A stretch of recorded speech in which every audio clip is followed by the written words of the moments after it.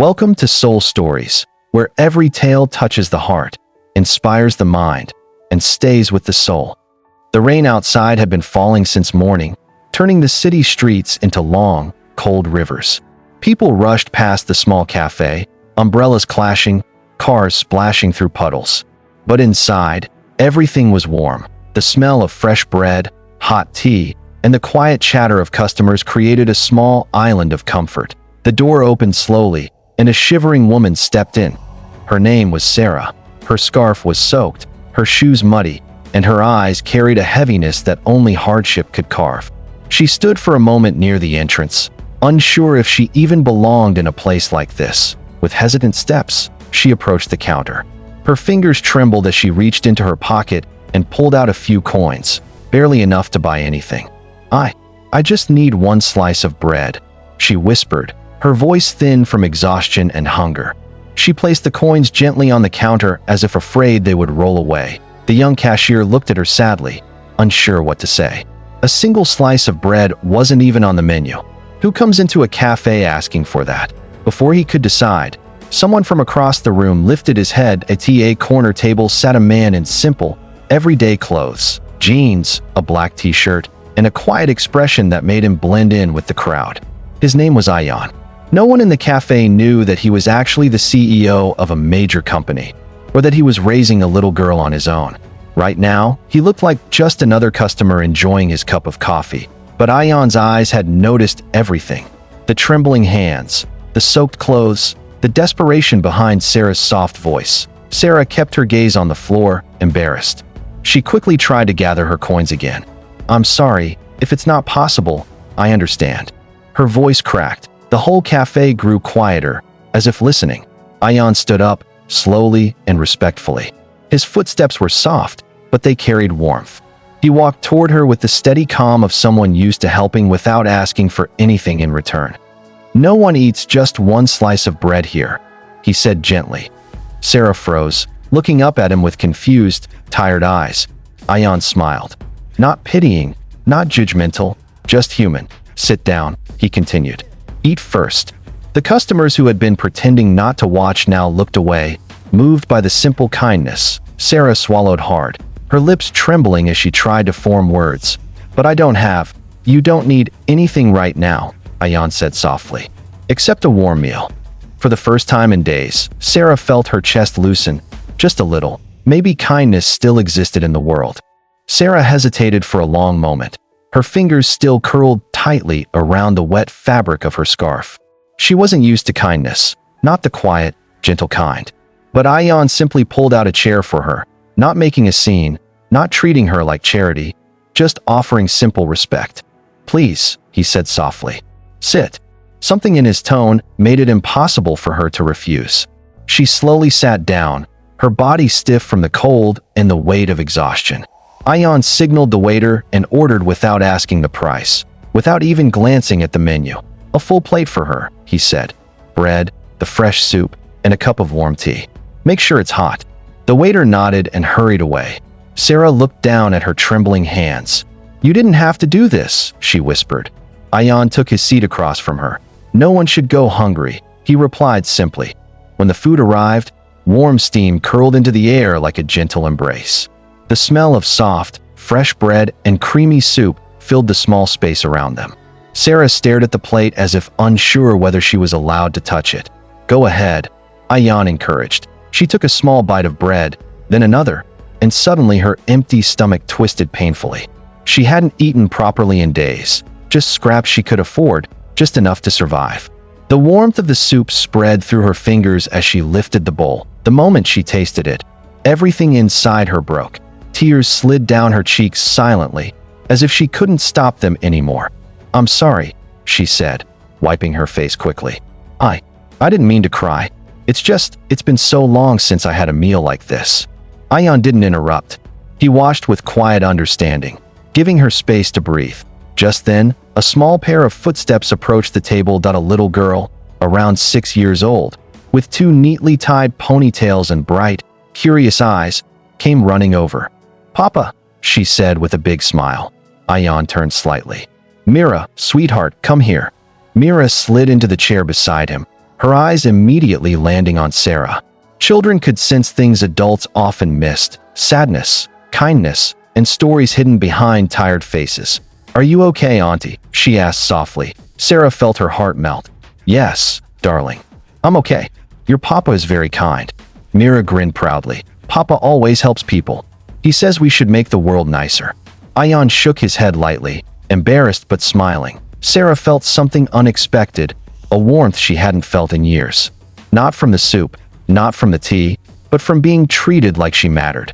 "Everyone needs a hand sometimes," Ayan said, meeting her eyes. And for the first time in a long while, Sarah believed it. As Sarah finished the last sip of warm tea, her shoulders slowly relaxed, something she hadn't felt in a long time. The cafe felt quieter now, almost peaceful, and for the first time since she walked in, her eyes were no longer filled with fear. Ayan gently leaned forward. "If you don't mind, tell me about yourself," he said. Sarah hesitated, but there was something comforting in his voice. "I used to be a primary school teacher," she began. "I love my job. I love my students." A soft smile touched her lips, but it faded as quickly as it came. "Then my mother fell seriously ill. Her medical bills were too much. I sold everything I could. Eventually, I had to leave my job to take care of her." She swallowed hard, trying to hold her voice steady. "When she passed away, I had nothing left. No savings, no home, no job. I've been trying to get back on my feet, but..." She looked away, her eyes misting. "Life isn't always kind." Ayan listened without interrupting, his expression filled with empathy, not sympathy. Mira listened too, her little brows furrowed as though she could feel every bit of Sarah's pain. "You shouldn't be struggling alone," Ayan finally said, his tone steady and full of quiet determination. Before Sarah could respond, he took out his phone and made a quick call. His voice was calm but firm, as though he was used to solving problems efficiently. Within minutes, the cafe manager, a middle-aged man named Cameron, approached their table. "Yes, sir, you called?" he asked respectfully. Ayan nodded towards Sarah. "This is Sarah. She's hardworking, responsible, and currently looking for an opportunity. You mentioned last week that you needed someone trustworthy for the morning shift." Cameron's eyes brightened. "Yes, sir. We do have a vacancy. If Madam is willing, the job is hers." The entire cafe seemed to blur around Sarah as the words sank in. She gasped softly, her hand flying to her chest. "A job?" she whispered, almost afraid to believe it.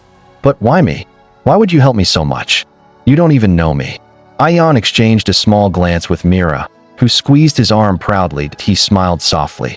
"Because kindness is never wasted," he said, "and everyone deserves a chance to stand again."